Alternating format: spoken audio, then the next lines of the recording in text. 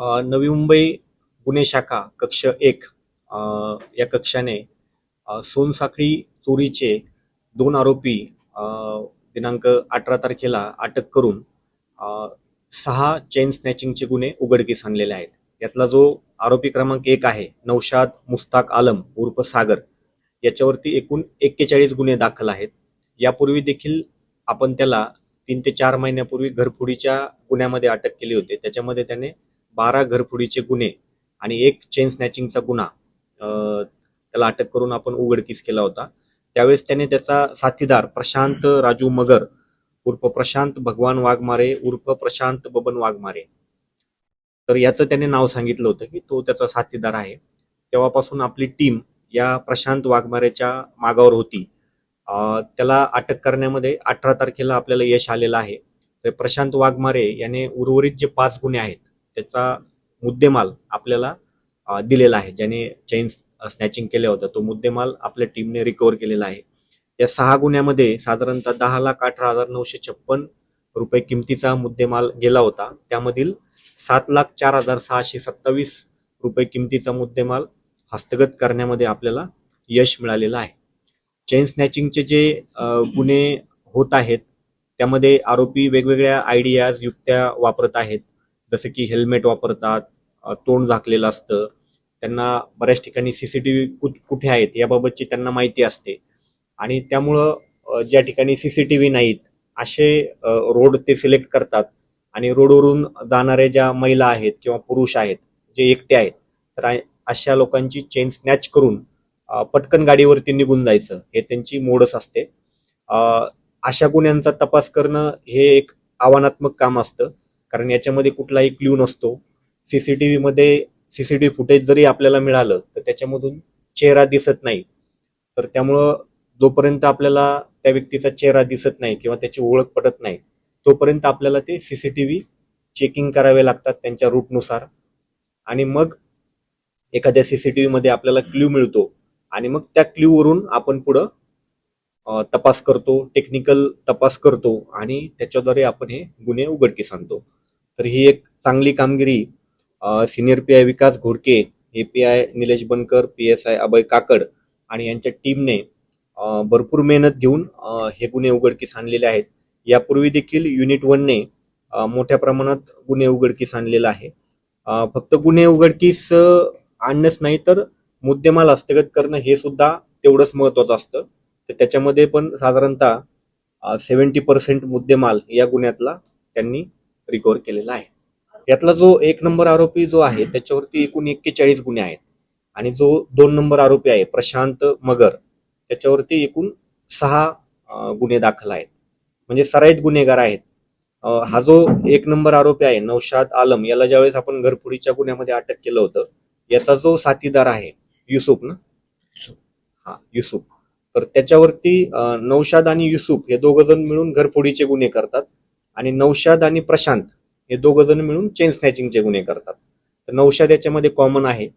आता यानंतर आम्ही यांच्यावरती स्ट्रॉंग प्रिव्हेंटिव्ह ऍक्शन घेणार आहोत, जे की पुढील काळामध्ये तुम्हाला समजेल, जेणेकरून हे लवकर जेलच्या बाहेर येणार नाहीत आणि परत असे गुन्हे करणार नाहीत.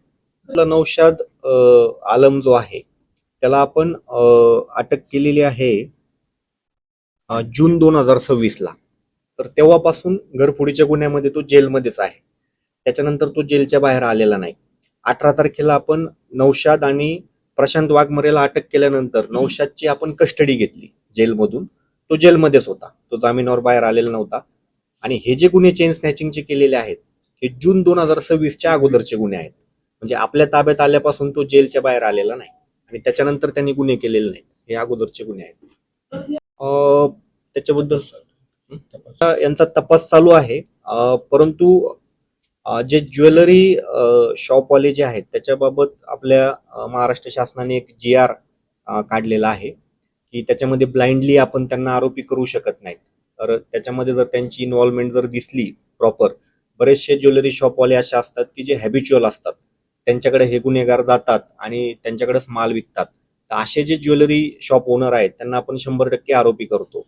परंतु एखादा चांगला ज्वेलरी शॉपवाला आहे आणि त्याच्याकडे हा एखादा व्यक्ती फर्स्ट टाइम गेलाय आणि त्याच्याकडून त्यांनी ते विकत घेतलं तर त्याला लगेच आपल्याला आरोपी करता येत नाही, जोपर्यंत त्याच्याबाबत स्ट्रॉंग एव्हिडन्स आपल्याला मिळत नाही. जर तुम्ही यांची मोडच बघितली तर हे ठरवून येतात की ह्या एरियामध्ये आपल्याला आज घरफोडी करायची, तर त्या ठिकाणी अगोदर हे त्या एरियाची रेकी करतात, कुठल्या घराची लाईट बंद आहे त्याचा अंदाज घेतात आणि ज्या घराची लाईट बंद असते त्याच ठिकाणी ते घरफोडी करतात. ज्या सोसायटीला सीसीटीव्ही नाहीत असे मॅक्सिमम सोसायटी हे पाहतात, आणि जरी सीसीटीव्ही असेल तर मग रुमाल बांधून किंवा आपली ओळख पटणार नाही अशा पद्धतीने घरफोडी करतात. आणि चेन स्नॅचिंग जे आहे तर चेन स्नॅचिंग मध्ये दोघंही शक्यतो 2 साथीदार असतात, रुमाल बांधलेला असतो किंवा हेल्मेट घातलेलं असतं आणि रोडवरून चक्कर मारत असतात, आणि त्याच्यामध्ये जर त्यांना एकच सिंगल लेडीज जाताना दिसते किंवा एकच पुरुष जाताना दिसतोय, त्याच्यामध्ये गळ्यामध्ये त्याची चेन स्पष्टपणे दिसते, अशा याच्यामध्ये मागे जो बसलेला व्यक्ती आहे पटकन ती चेन स्नॅच करतो आणि ते वेगाने निघून जातात. ही त्यांची मोडस आहे. याच्यामध्ये आपला तपास चालूच असतो. बऱ्याच वेळेस आपल्याला असं पण होतं की त्यांनी ती चेन मोडलेली असते, त्याचे पैसे घेतलेले असतात, ते पैसे खर्च करून टाकलेले असतात, कारण हे जर गुन्हे बघितले तर हे जूनच्या अगोदर झालेले आहेत. तर याच्यामध्ये ज्या चेन त्यांनी मोडलेल्या आहेत त्या कुणाकडं ठेवलेल्या आहेत किंवा त्याच्याकडून ते रिकवर करणं, तर याला थोडीशी वेळ लागतो. बऱ्याच वेळेस हे काही काही ठिकाणी गहाण पण ठेवतात, त्याच्यावरून लोन पण घेतात. मग अशा ठिकाणावरून ते चेन रिकवर करणं आपल्याला थोडं जिकिरीचं जातं, कारण ऑलरेडी त्या संस्थेची सुद्धा फसवणूक झालेली असते त्याच्यामध्ये. त्या सगळ्या गोष्टीचा आपण उर्वरित सुद्धा याच्यामध्ये प्रयत्न केले जातील. याच्याकडे ऍक्च्युली डॉक्युमेंटच नाहीये. हा जो प्रशांत वाघमारे आहे हा अनाथ आहे ना, तर हा अनाथ आहे, तर त्याला आई वडील नाहीयेत आणि त्याच्याकडे कुठलंही डॉक्युमेंट नाहीये, आयडी प्रूफ. तर ज्यावेळेस म्हणजे तो गुन्ह्यामध्ये अटक होईल तर त्यावेळेस जे पूर्वीचे त्याने गुन्हे केलेले आहेत, त्याने जे नाव सांगितलं त्या नावाप्रमाणे ते गुन्हे दाखल आहेत.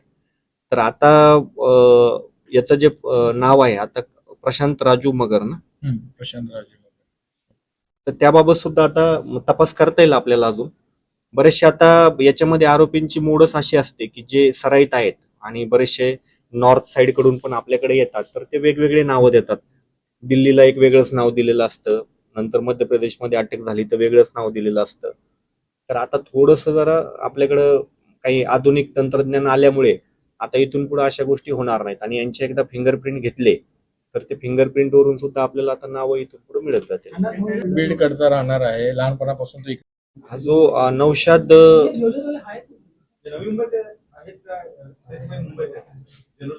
नवी मुंबईतला पण आहे आता. आणि त्यांनी काय केलंय की त्याची ओळखीची मैत्रीण आहे, त्या मैत्रिणीकडे दिलेत, मैत्रिणीनं जाऊन घाण ठेवले, ती म्हणजे परिवारवाली आहे. त्यामुळे सोनाराला पण डॉट केला, कोण अनोळखी असला तर याच्यामध्ये कसं आहे की जे नाम म्हणजे लोकल ज्वेलरी वाले आहेत, तर तिथं महिला एखादी जर गेली काही चेन मोडण्यासाठी किंवा याच्यासाठी, तर तिथं जास्त विचारपूस केली जात नाही. तर ऍक्च्युली ते करणं आवश्यक आहे. तिचा जर रोल निष्पन्न होत असेल तर तिला सुद्धा असं आरोपी करता येईल आपल्याला. आपण डिव्हिजन वाईज सर्व एसीपींना याचं अनालिसिस करून ज्या ज्या ठिकाणी चेन स्नॅचिंगचे गुन्हे झालेले आहेत त्या एरियामध्ये अचानक नाकाबंदी करणे किंवा त्या एरियामध्ये पेट्रोलिंग वाढवणे, यासाठी आपण अनालिसिस केलेलं आहे आणि त्याप्रमाणे आपलं अचानक नाकाबंदी चालू आहे. परंतु हा जो गुन्हा आहे हा म्हणजे प्रिव्हेन्शन करणं याच्यामध्ये थोडस अवघड आहे, कारण आपण जर नाकाबंदी एक चौकामध्ये लावलेली असेल तर गाडीवरती जर 2 जण चाललेले आहेत तर त्याला आपण तो नाकाबंदीमधून पास होऊन जाऊ शकतो, आणि ज्या ठिकाणी नाकाबंदी नाही त्या ठिकाणी तो अटेम्प्ट करू शकतो. रस्त्यावरून जाणारा जो व्यक्ती आहे, एक सिंगल व्यक्ती मिळणं खूप सोपी गोष्ट आहे. तर यासाठी यांना अटक करणं आणि जेलच्या बाहेर न येऊ देणं हा सगळ्यात मोठा यांच्यावरती कारवाई आहे. काय नाही म्हणजे जे काही त्यांचे गुजराण जी आहे, आपल्याला म्हणता येईल की आता ज्या पद्धतीने ते गुन्हे करतायत तर त्यांना ते भीती नाहीये, परंतु यानंतर जे आपण स्ट्रॉंग ऍक्शन घेऊ जेणेकरून ते बाहेर येणार नाही, तर त्यानंतर ते लक्षात येईल त्यांच्या. CEN न्यूज देश प्रदेश की ताजा तरीन खबरों के लिए CEN न्यूज को सब्सक्राइब करें और रहें पल पल की खबर से हर पल बाखबर।